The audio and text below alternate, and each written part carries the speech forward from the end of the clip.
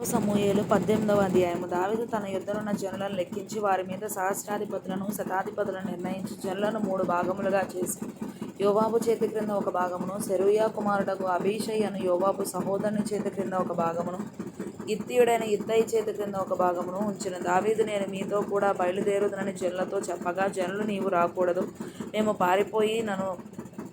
పారిపోయినను జనులు దానిని లక్ష్యపెట్టరు. మాలో సగం మంది చనిపోయినను జనులు దానిని లక్ష్యపెట్టరు. మా వంటి 10,000 మందితో నీవు సాటి, కాబట్టి నీవు పట్టణమందు నిలిచి మాకు సహాయము చేయవలనని అతనితో చెప్పిరి. అందుకు రాజు, మీ దృష్టికి ఏది మంచిదో దాన్ని చేసేదనని చెప్పి గుమ్మపు ప్రక్కన నిలిచి ఉండగా, జనులందరూ గుంపులై 100ల కొలదిగాను 1000ల కొలదిగాను బయలుదేరిరి.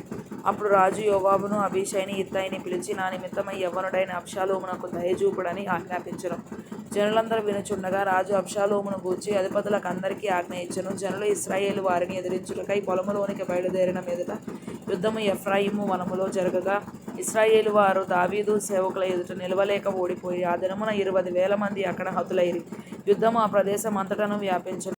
మనమున కత్తి చేత కూలిన వారి కంటే ఎక్కువ మంది అడవిలో చిక్కుబడి నాశనమైరి. అబ్షాలోము కంచరగాడిద మీద ఎక్కిపోవచ్చు దావీదు సేవకులకు ఎదురాయెను. ఆ కంచరగాడిద యొక్క గొప్ప మస్తకి వృక్షము యొక్క చిక్కు కొమ్మల క్రిందికి పోయినప్పుడు అతని తల చెట్టుకు తగులుకున్నందున అతడు ఎత్తబడి ఆకాశమునకును భూమికిని మధ్యను వ్రేలాడుచుండగా అతని క్రిందనున్న కంచరగాడిద సాగిపోయెను. ఒకడు దానిని చూచి వచ్చి, అబ్షాలోము మస్తక వృక్షమును వ్రేలాడుచుండట నేను చూచిదనని యోవాబుతో చెప్పినప్పుడు, యోవాబు, నీవు చూచియుంటివే, నేల కూలినట్లు నీవు అతని కొట్టకపోతివేమి? నీవు అతని చంపిన ఎడల 10 తులముల వెండియు 1 నడికట్టును నీకిచ్చియుందునని తనకు సమాచారం చెప్పిన వారితో అనెను.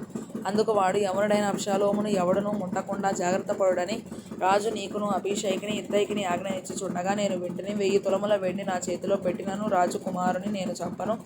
మోసము చేసి నేను అతని ప్రాణమునకు ముప్పు తెచ్చిన ఎడల అది రాజునకు తెలియకపోదు. రాజు సన్నిధిని నీవే నాకు విరోధి వగుదువు గదా అని యోవాబుతో అనగా, యోవాబు, నీవు చేయి వరకు నేను కాచుకొని ఉందునా అని చెప్పి 3 బాణములు చేత పట్టుకొని పోయి మస్తకి వృక్షమును వ్రేలాడుచు ఇంకను ప్రాణముతోనున్న అబ్షాలోము యొక్క గుండెకు గురిపెట్టి తన ఆయుధములను మోయి వారు 10 మంది చుట్టుకొని ఉండగా అబ్షాలోమును కొట్టి చంపెను.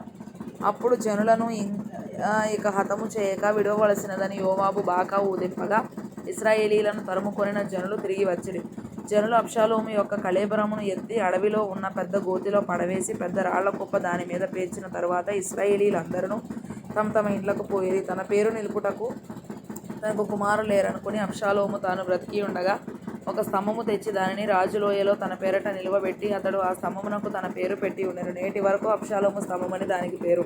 సాదోకు కుమారుడైన అహిమయస్సు, నేను పరిగెత్తుకొని పోయి యెహోవా తన శత్రువులను ఓడించి తనకు న్యాయము తీర్చిన వర్తమానము రాజుతో చెప్పెదనగా, యోవాబు, ఈ దినమున ఈ వర్తమానము చెప్పదగదు, మరి ఒక దినమున చెప్పవచ్చును. రాజు కుమారుడు మరణమాయను గనుక ఈ దినమున వర్తమానము తీసుకొని పోదగదని అతనితో చెప్పిన తర్వాత కూషీని పిలిచి, నీవు పోయి నీవు చూసిన దానిని రాజునకు తెలియజేయమనగా, కూషీ యోవాబునకు నమస్కారము చేసి పరిగెత్తుకొని పోయిన. అయితే సాదోకు కుమారుడైన అహిమయస్సు కూషీతో కూడా, నేనును పరిగెత్తుకొని పోవుటకు సెలవిమ్మని యోవాబుతో మనవి చేయగా, యోవాబు, నాయనా, నీవెందుకు పోవలెను? చెప్పుటకు నీకు బహుమానం తెచ్చు విశేషమైన సమాచారం ఏదియూ లేదు కదా అని అతనితో అనగా, అతడు, ఏమైనను సరే, నేను పరిగెత్తుకొని పోవుదుననెను. అందుకు యోవాబు పొమ్మని సెలవీయగా అహిమయస్సు మైదానపు మార్గమున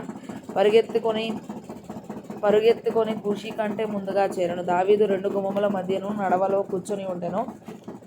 కావలివాడు గుమ్మము పైనున్న గోడ మీదకి ఎక్కి పారచూడగా ఒంటరిగా పరిగెత్తుకొని వచ్చుచున్న ఒకడు కనబడెను. వాడు అరచి రాజునకు ఈ సంగతి తెలియజేయగా, రాజు వాడు ఒంటరిగా ఉండిన ఎడలి ఏదో వర్తమానం తెచ్చుచున్నాడనెను. అంతలో వాడు పరుగు మీద వచ్చుచుండగా కావలివాడు పరుగెత్తుకొని వచ్చు మరి ఒకని కనుగొని, అదిగో మరి ఒకడు ఒంటరిగానే పరుగెత్తుకొని వచ్చుచున్నాడని ద్వారపు తట్టు తిరిగి చెప్పగా, రాజు వాడును వర్తమానం తెచ్చుచున్నాడనెను.